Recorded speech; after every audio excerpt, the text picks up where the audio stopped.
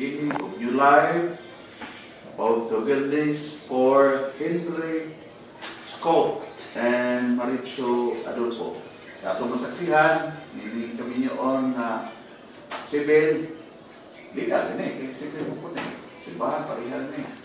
Ato masaksihan ang bagong kinabuhi nila ni Mr. Scott, Henry o ni Maricho.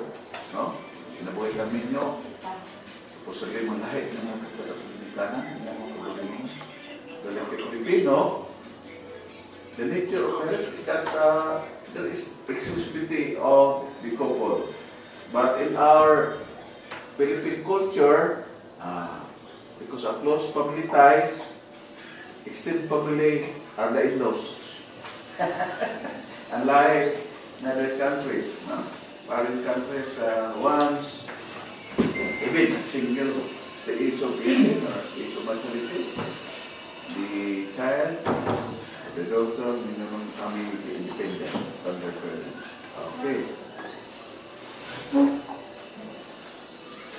So we will, before we proceed, this will be proper when we ask Mr. Scott and Ms. Adolfo about this certificate of marriage. Kindly scrutinize and examine if there are any clerical or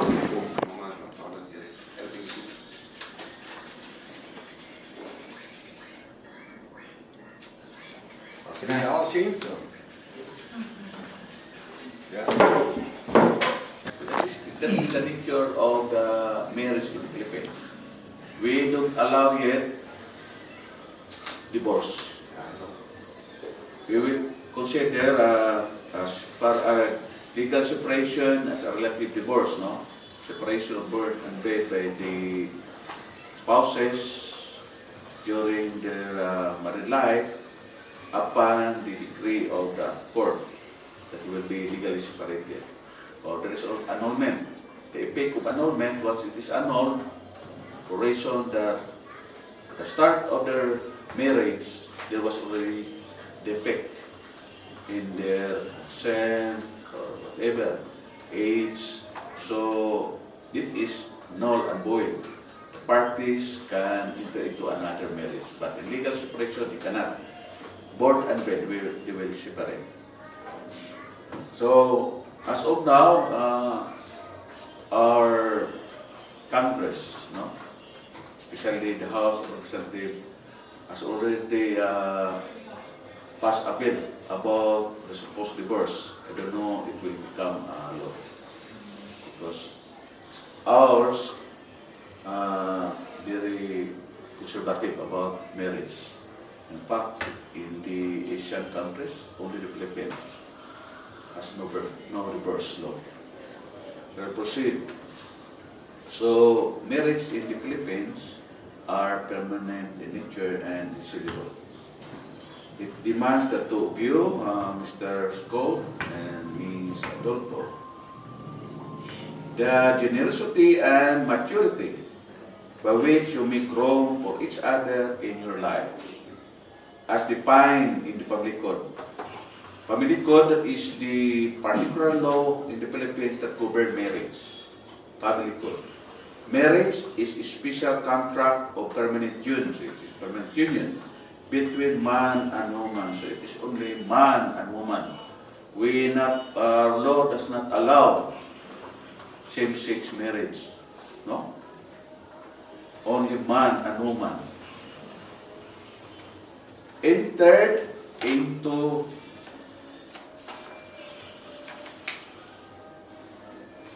in accordance with the law for the very purpose of establishment of conjugal and family life.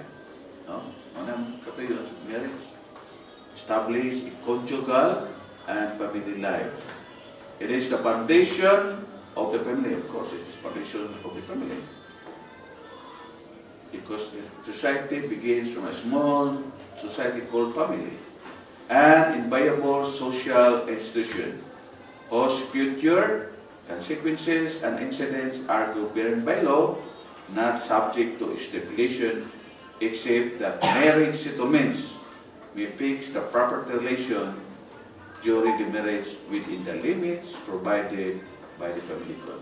So we ask the couple, Mr. Scott and Ms. Adolfo, do you have any marriage settlement? If so, please submit it now because the same must be registered together with your marriage contract. Marriage settlement. That before you enter a marriage, parties may enter a so-called prenuptial agreement. It must be notarized by a lawyer, and it has to be attached in your marriage contract. So I asked you, do you have a marriage settlement? Regarding your property relations, regarding your properties, none? If that's so, there being none, according to the family code, the properties relation shall be governed by a regime of absolute cognitive property, meaning all your properties from the start, no? Acquired while you are still bachelor or single, it will be brought into marriage. The two of you is the owner of the properties. That is the law, no? Thereafter, any properties acquired by one of the spouses or both spouses, it can be considered conjugal partnership of kids. But at the start, it is absolute common property.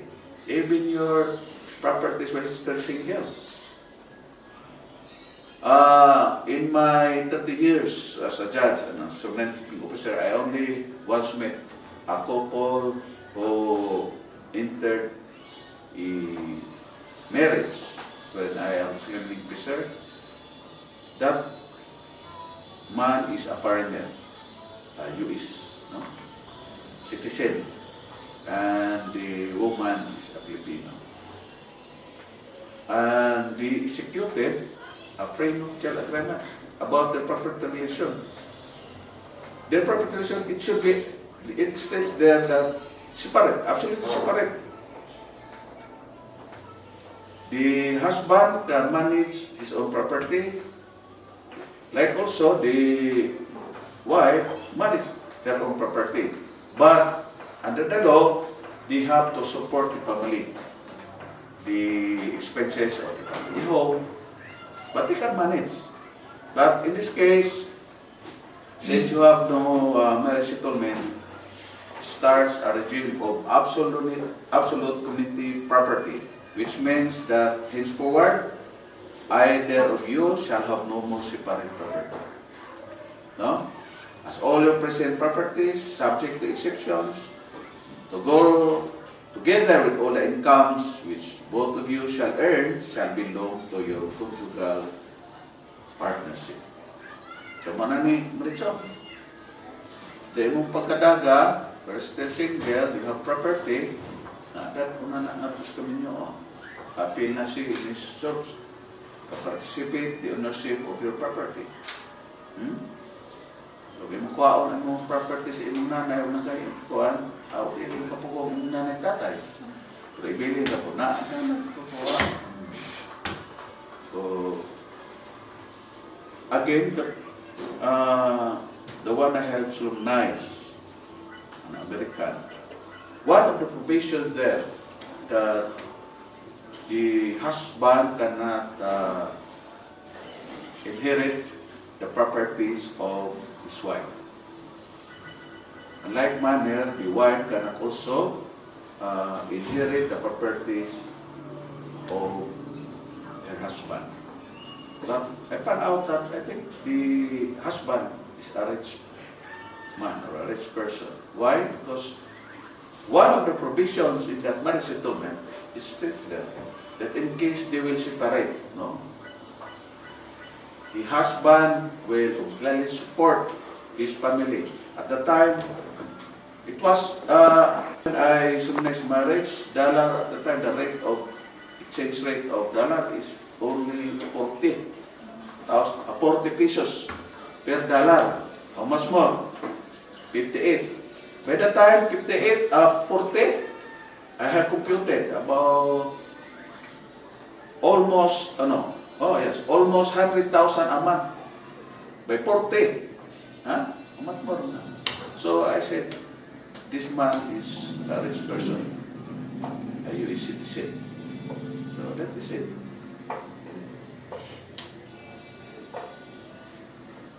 So the exception that the purpose shall remain as exclusive by the spouses.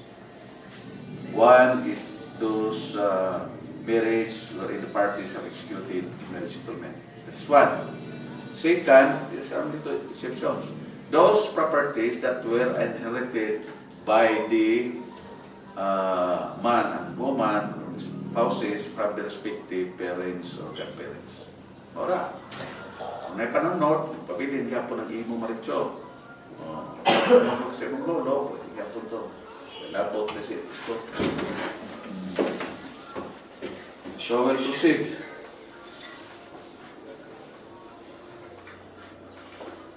So, these properties shall answer for the support of the family, including the education of the children, which your marriage will produce, as well as medical and other necessary expenses, such as acquisition and maintenance of the family home. Of course, we have established a family home, no? That is one of the character of being married, no? Separate na dyan. As we said before, the state has stake in this marriage. What you do today is not only changes your status, it imposes upon you serious obligations and grave responsibilities. My presence as the representative of the state underscores the fact that marriage is never a private to the spouses. It has legal and societal significance. You may or may not blessed with children. If you have, raise them. Not only as the law would have you raise them, but as the nobility of human spirit directs you. If you do not have children, do remember that bringing fulfillment into each other's lives by your conjugal union is as important a goal of marriage as is the generation and rearing of new citizens. Marriage is an ongoing project. Henceforward, you must live together. You must live together. Observe mutual love, respect, and fidelity. I would emphasize this fidelity is important to spouses, and render mutual assistance and support. As you will note, the responsibility of keeping it afloat lies on both of you, and neither you can claim that it depends on either the husband or wife alone. You must work together in love and fidelity to make your marriage work. Marriages are not made in heaven. They are made on earth by men and women who strive earnestly to be faithful to their marriage promises.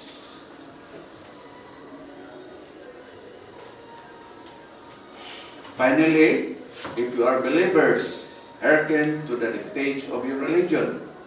For the Republic of the Philippines has, for its history and legal tradition, found religion to be a salutary element of our lives as a people. It is not superfluous to remind you that, although we are here for a civil marriage, it is always good to invoke the blessings of the Heavenly Father upon your marriage.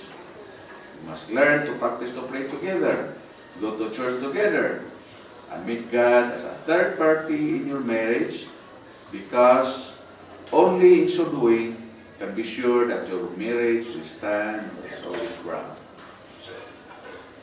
Before we go further, may I ask all persons here present. Anyone here who knows any legal impediment or reason why this man, Henry Scott, and this woman, Miss Maricho Adolfo, should not be lawfully joined in marriage? If so, please come forward and explain the circumstances, otherwise we shall proceed. So, Is there any legal impediment? What I mean by legal impediment, that either spouses were already get married. If you get married, their previous marriage were not annulled or were not divorced. Is there no one here? Napay mo babak si kanya o, napay mo kuhan na inyo ba ni si Rolpo? O kini si Isko? Single na yun. Pareha sa akong experience. Nagkasapo ko dahil babag. So, apay no, ito sa actual marriage, there was a woman came here. I has to oppose the marriage, post-marriage. Kaya may pagkakot ko. So, I asked a woman, what is the reason? We have a legal to show to the court that you should stop the marriage. May ingon tong babae nga, may anak man kung may duha, Diyas. Duha. Marang, huwag po amot kong banaha. Sa ikatulula, ina po ito ni pangasawa. So, padili na maibot pasabot na legal impediment. Legal impediment na minyo. Nagminyo ay mo. Nag-iipon naman lagi. Padili na bisa po pagkaanak. Hindi na magpababag. Na, ako explikaran. Atong palaon, hatag ito katungin mo sa pangayog support na ng laki para sa mong anak. Marto, di ka babag. Kailangan natin yung masawa. Itong banaha po, no? Katuhala, ikatulong na, ininuan.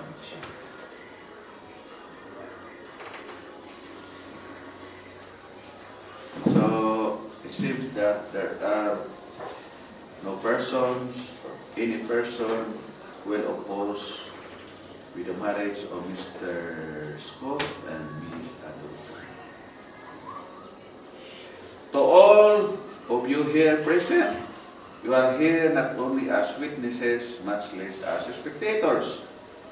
You are here to assure the state that with the demands of conjugal life weigh heavily upon spouses, you will be there with your support, your encouragement, and your friendship. Okay. We start from the private. Please rise. We ask the couple to stand up. So with the katong maninay, maninay naman. Maninay. Si Juanbe. Mr. Nicole. Okay. Rona Nicole. Francisco Enrico Asaman. Dorita Enrico. Cesario Namuco. Hamas. Okay. O Trisel Namuco. Please come over here. In front. Okay. Behind.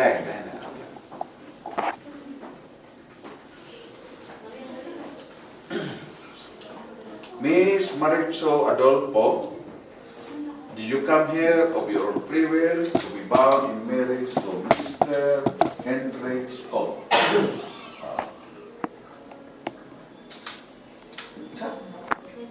Yay, ikaw? Yes. What is your answer? Yes. Yes, I do, or yes, your honor. Mr. Hendrik Scott, did you come here also of your own free will to be Yes, bound in marriage to Miss Maricho Adolfo? Yes, sir. Mr. Scott and Miss Adolfo, you take upon yourselves the duties of the marriage state of your own free will and voluntary deed. Yes. Yes, sir. Join hands. Okay. Facing each other. Miss Maricho Adolfo, you take Mr. Hendrik Scott, here present to be your lawful husband, Yes, I know. and you give yourself to him as his wife. Yes, I know. And Mr. Hendrik Scott, you take Miss Maricho Adolfo, here present to be your lawful wife, Yes, 100%. and you give yourself to her as her husband. Yes. To the couple, Miss Henry Scott and Miss Maritzo Adolfo. Do you promise to be faithful and true to each other as long as you both shall live? Yes, I do, Your Honor. Yes. Do you have a ring? Yes. Dry. Not a ring. Sabi yan.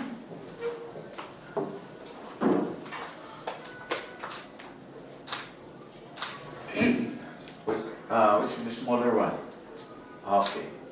You place it in the lip ring, little finger. And say after I said something. I remember it. Repeat after. Miss Maritzo Adolfo. Miss Maritzo Adolfo. Matthew Odolfo, I give you this ring I give you this ring as a token of my love.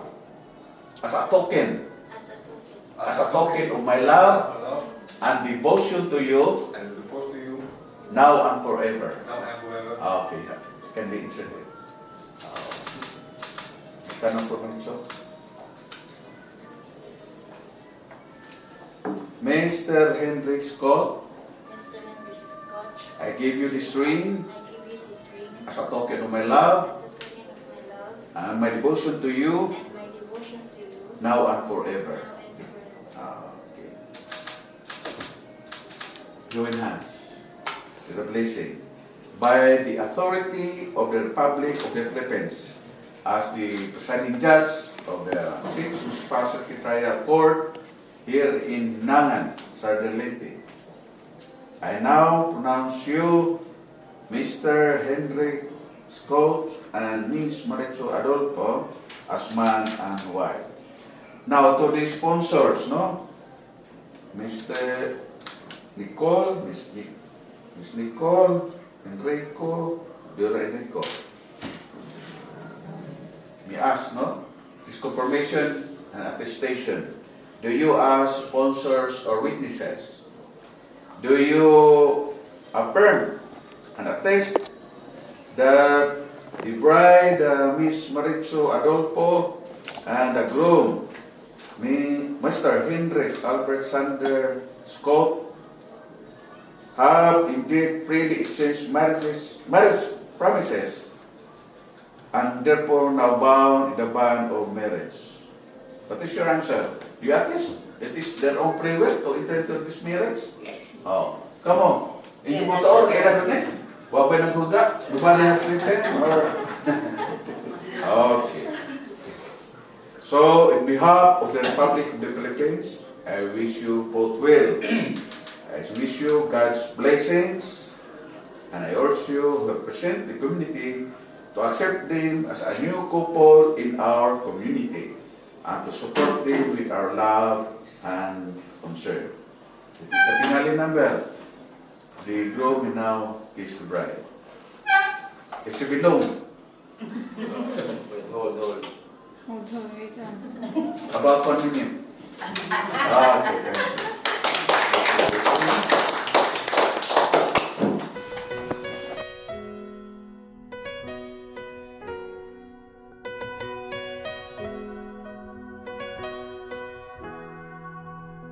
We were strangers, starting out on a journey.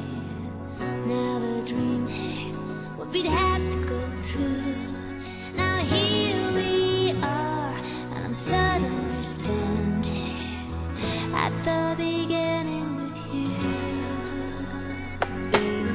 No one told me I was going to find you.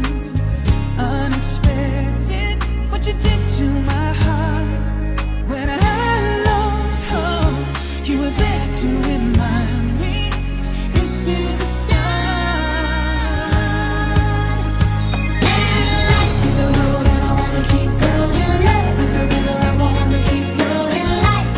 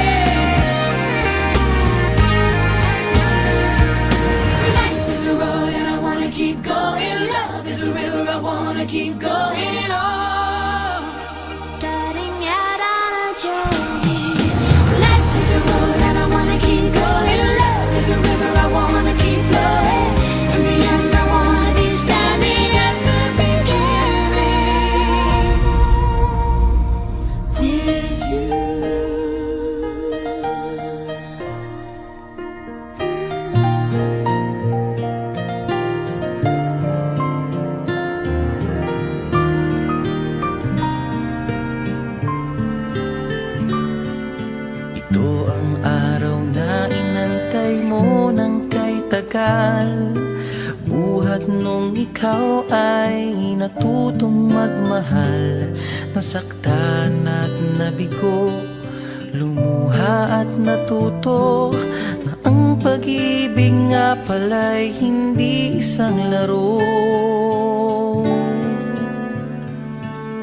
Sa milyon-milyon na tao dito sa mundo ay may nag-iisang nakalaan para sa'yo.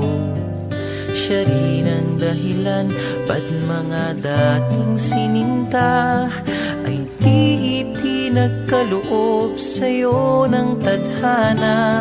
Saksi ngayon ating mga pamilya at kaibigan sa harap ng ating Diyos na makapangyarihan.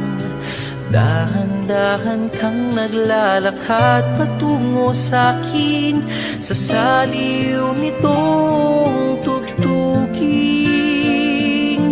Tan-tananan, tan-tananan, ikaw nga ang babaeng aking papakasalan. Tan-tananan, tan-tananan, aking makakasama sa magpakailanman. Ang pag-ibig na hinanap ko ng kay tagal. Nahanap din kita, bigay sa'kin ng Diyos na lumikha.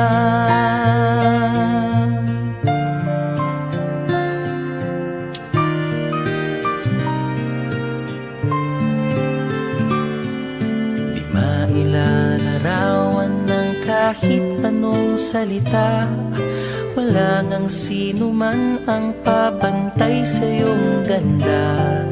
Napapailing na lang ba't mo ako nagustuhan? Piniling makasama o ang swerte ko naman. Kaya pangako ko mula sa araw na ito, sa bawat pag-idlip at sa bawat gising mo, ay sisikapin kung kailan may di magwawakas ang ngiti't ligaya ng iyong mga bukas. Saksi ngayon ating mga pamilya at kaibigan sa harap ng ating Diyos na makapangyarihan. Dahan-dahan kang naglalakad patungo sa'kin sa saliw nitong tugtuging. Tan-tananan, tan-tananan, ikaw nga ang babaeng aking papakasalan. Tan-tananan, tan-tananan, aking makakasama sa magpakailanman. Ang pag-ibig na hinanap ko ng kay tagal. Nahanap din kita, nahanap din kita. Ikaw pala sinta, ang bigay sa'kin ng Diyos na lumikha.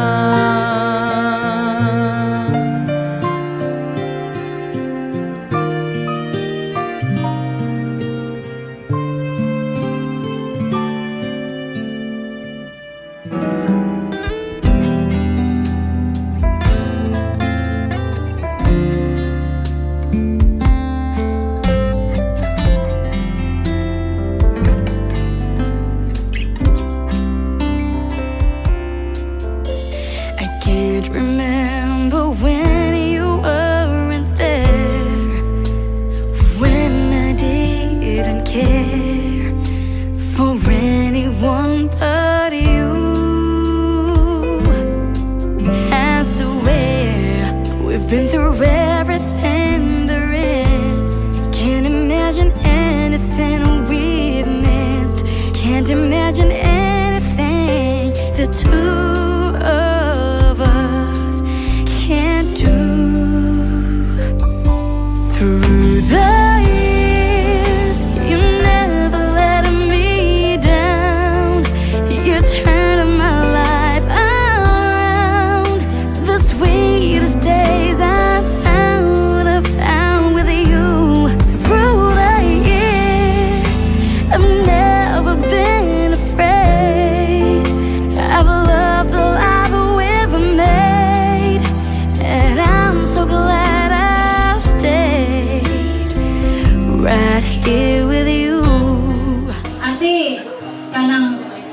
day nga nga nang tanan ko niya siya pagmangkon nya ingon ko unsa day nga ang kanang nindot ba.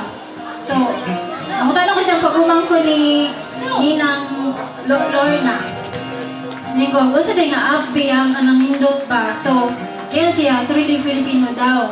So ako po atong tumura nilada ko Manila. Paglaga ng Manila kay I've been mentally, emotionally, atong nungura as in. So, paglaga na ako,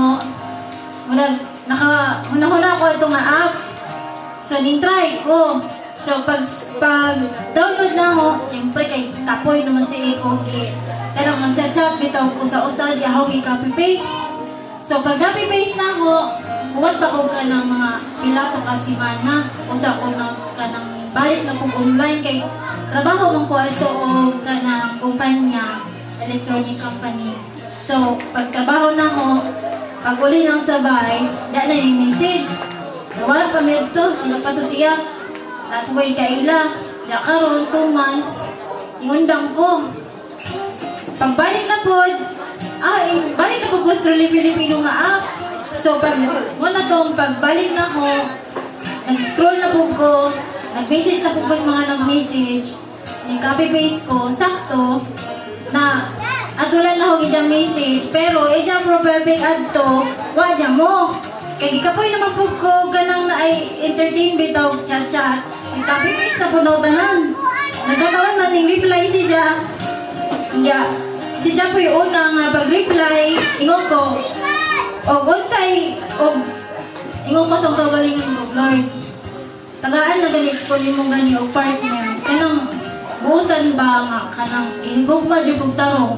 Ingon ko sa Ginoo, kay kapuya naman ko kanang naipan kita, mag-entertain, diyan ko. Kung di pa ganin ni Mao, dinagadyo ko mamuyab, dinagadyo ko mag-entertain, bahala na, mamahala na lang ko ba. Kanya, natutungura kay pag-reply no niya, ingon ko, interesado dyan ka na mo, ari lang ta sa messenger kay na may bayad sa dating site. Diya, pagkanta na mo sa messenger, diya na may hong kuan, na may hong nakita nga message request. Di, pag sa message request, nakita na ako dyan message, kay waman si pro perfect, diya mo ko, ayan siya, hi, I'm Sander from the dating app. Okay, so, entertain me. So, after 1 week, ningon ako niya. Pero English, ningon niya nga. I'm really tired entertaining to all the person who interested me in the dating app, but I want to try with you because he actually constantly have something, tawag doon, yung communication ba?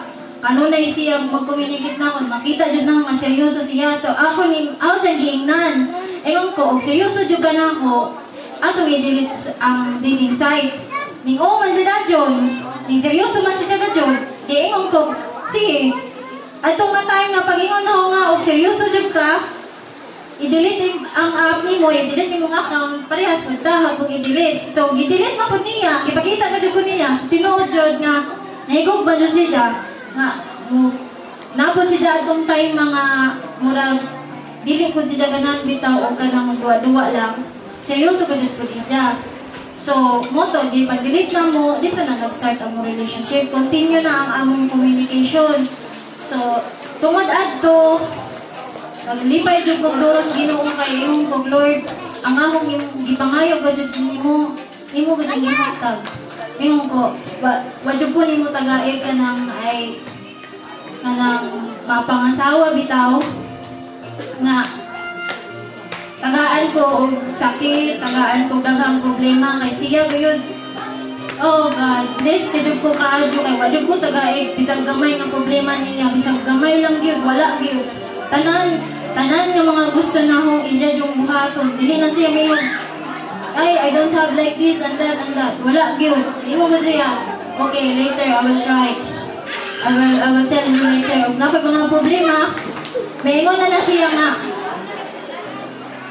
I will tell you later. Kay trabaho man po. Manang mo siya. Unya, ako naman ko anon, akong i-try. Munang, malipay ko kanunay ba nga, bless ka jud ba nga, dili jud ko niya tagaag problema ba, akong may problema na ay solusyon, tanan kanunay, ko bless jud ko ka, Diyos, thank you Lord. Ay, napaday dawan na ho di ay. Oh, Jesus. So, dito nag-start ang relationship until na 3 years na may karong tuiga, karong buwan na. So, ako yung i-push na tanan dyan nga plano. Pasalamat ko sa Ginoo kay nahimo dyan ang among gusto nga plano. Salamat ko dyan sa atin. Kiss, kiss, kiss!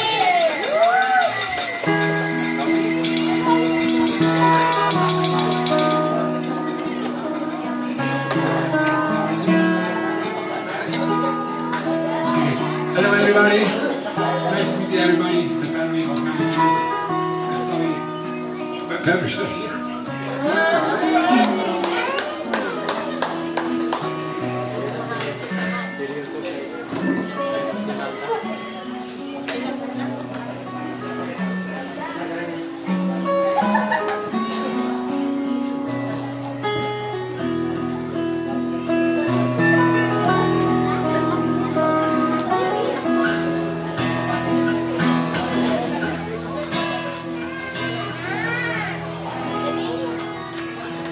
The first day I met Manitou, the biggest app. I saw a picture, a beautiful smile. I said, okay, this is good. For me, my wife, I hope. So I thought we were to jump. And I did.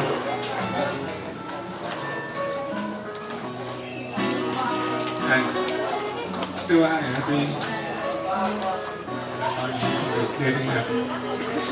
Before it did not put on the start, I know thank you. And I want to say thank you very much. And check. Papa, Mama, family, so everybody thank you. Intindi.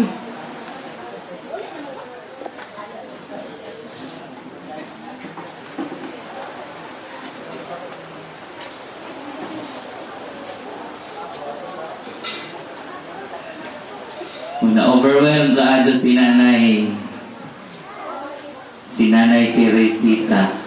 Kaya gikan naman sa isang pangan nga Teresita. Hilakon dyan si Nanay. Ikaw tay, any words? Ha? Congratulations again. Happy together. Just like myself and Lorna.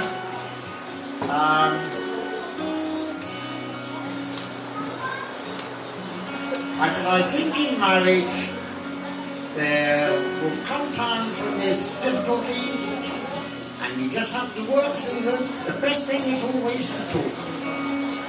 And don't let an issue fester, don't let it go on, deal with little difficulties as they come along. And sort things out there and then. But I'm sure you seem a lovely couple. I'm pleased to be here, and Lorna as well. So we both wish you all the very best, a long and happy life together. Thank you.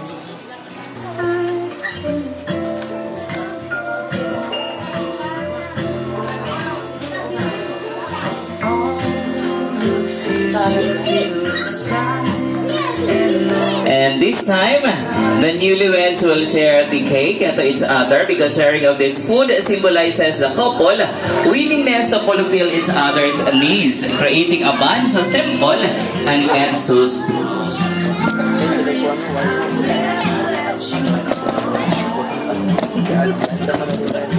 Ato bangay lang, ato bangay.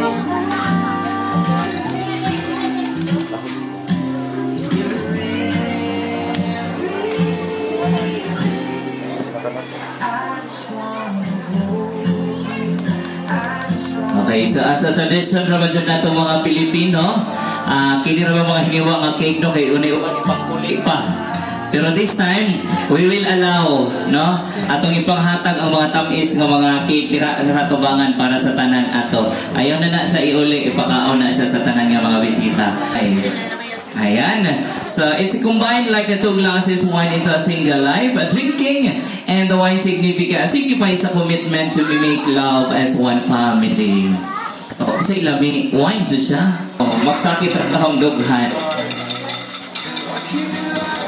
Alright, so the couple may not be able to open all the gifts, but let us check on the biggest and the smallest. Ang kinadak-an o ang kinagamsan na gifts gikan sa inyong kada usa. Pagawas dyan ang sulod. Oh, iabriha dyan na siya, ma'am. Then ipakita kung unsa ang pinakasuod. Kaya ba sinog house lahat na siya, ma'am.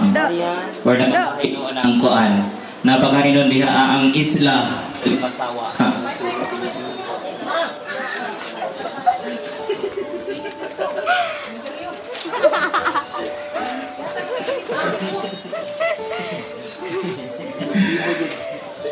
Iba dyan tong truly Filipino. Okay, so it's a electric kettle. So that's the small gift, no, from our kung kinsa tong naghatag ato.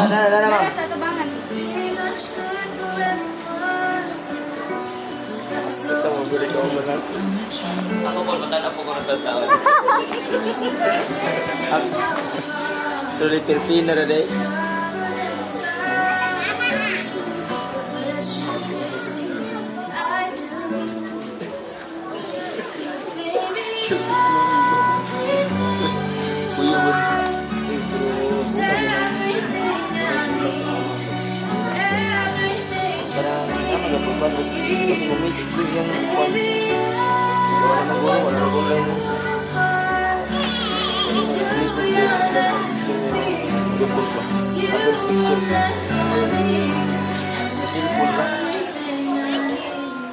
Sige, pakita niya doon. Okay, makita na siya. Okay, sila na siya sa amin. Sila na sa Litson. Madaysod lang sa litson, nilig-ulik. Okay, so once again, that's the opening of the gift. So let's give another round of applause for our newlyweds. Unang-una, pasalamat ko sa Ginoo kay maayong panahon o naamo karon. Salamat sa tanang iyan tambong. Salamat kayo sa akong mga ninang. Salamat kayo sa butong atod sa invitation. Salamat kayo sa inyong present karon. Akong kalipay kay hindot ko ng panahon. Init pero lipay gihapon. Message of gratitude. Oh, words of gratitude, sir. A word of thanks. Thanks to the people here. I also want to thank you to Ate Angel. Salamat kayo kay utang din siya. Wadjud nilibog kay istorya. Salamat o kay Ate Jusa sa nag-organize ini nga ang decoration. Wadjud po nilibog kay istorya. As in, kausang istorya. O sige, ikaw bahala. Salamat kayo ate ha. Salamat dyan sa tanan. Sa mga nagikay sa pagkaon, sa nag-lechon, sa tanan-tanan nga na adere karon. Salamat ninyo. Everybody, thank you for everything. For a beautiful wedding day. People put the food and the decoration for this beautiful day. And thank you for coming. Thank you very much.